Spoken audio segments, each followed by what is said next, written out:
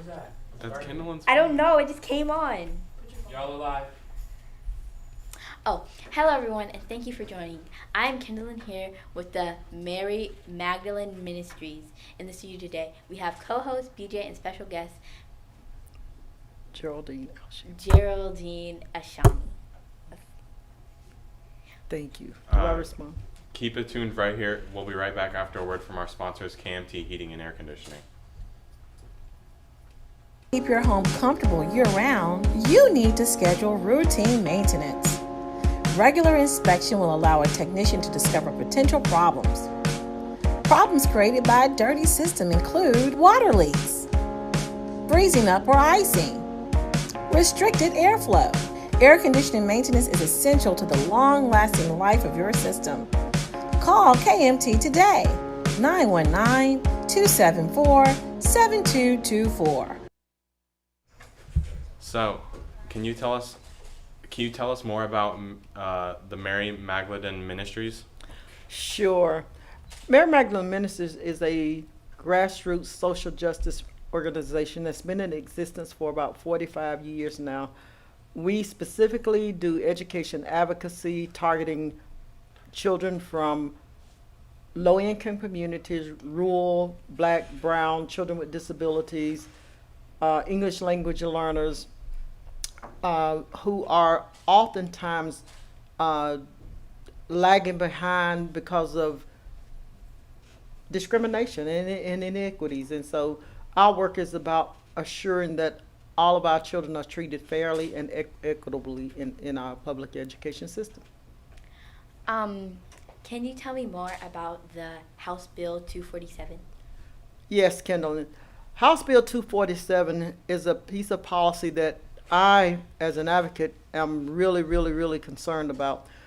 What House Bill 247 does is it takes away the language in the state's discipline policy that explains what a minor offense is, a minor disciplinary offense is. Usually if I come to school with a t-shirt on that, like my t-shirt that says Black and I'm Proud, that could be looked at as inappropriate or violation of dress code policy.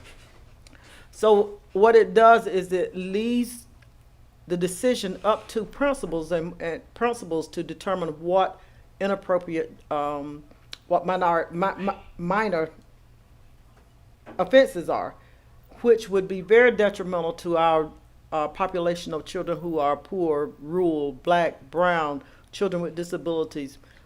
They often are disproportionately suspended for minor offenses. In fact, poor children, black children, brown children, children with disabilities, English language learners, those children that live in rural communities, many times are suspended 3.9 times more often than their white counterparts for the same offense. And in fact, they are suspended for longer periods of time than their white counterparts for the same offense. So what House Bill 247 does is it takes away the accountability, and principals can suspend without fear of being sued. How does the history of racism, discrimination, and oppression transfer into the 21st century? Well, when we look back on the history of racism, when we look at, particularly in the area of education, when we look back on the history of education, slaves on up through the 20th century up until now have been denied access to a public education. In fact, it was a person who was caught reading a book would be killed or his eyes plucked out or whatever. And today how that transfers is that children in low performing schools do not get the resources that they should be getting to learn. To learn. They are denied funding. And for instance, they don't get qualified teachers. They don't get the resources that they need. They don't get the remedial programs that they need. So even today, there's, as I just mentioned, children of color are suspended for longer periods of time and trapped into the school to prison pipeline.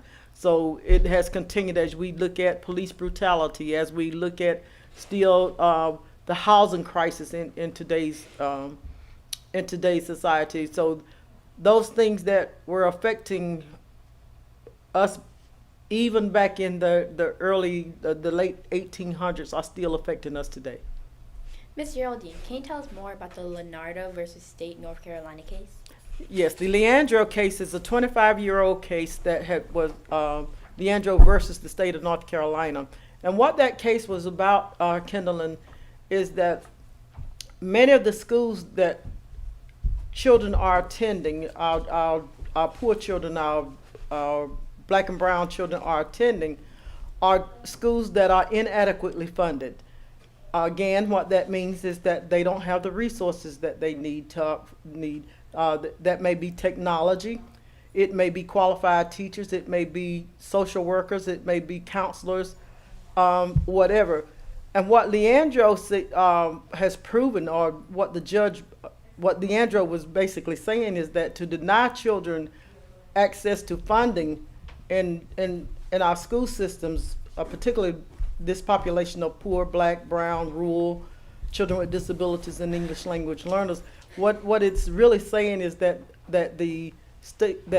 our district, all the school districts in North Carolina are violating the state constitution that provides children, that mandates that children in North Carolina are to be given a sound basic education, and without proper funding, children can't get this. So that's what Leandro is all about. Oh, please join us for our network association sponsor.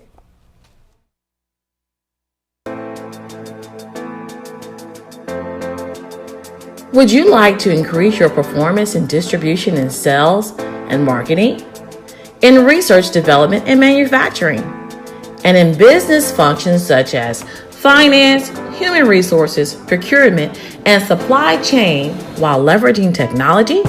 Or maybe you and your business need financial services. We can analyze your financials, grow your business through alliances, co-ops, mergers, or acquisitions, and we can plan your exit strategies by selling, liquidating, or implementing options such as worker cooperatives. Or maybe you just have insurance needs, life, health, disability, property and casualty, bond services, risk management services, and annuities. Network Commerce Association. Transform vision to equity.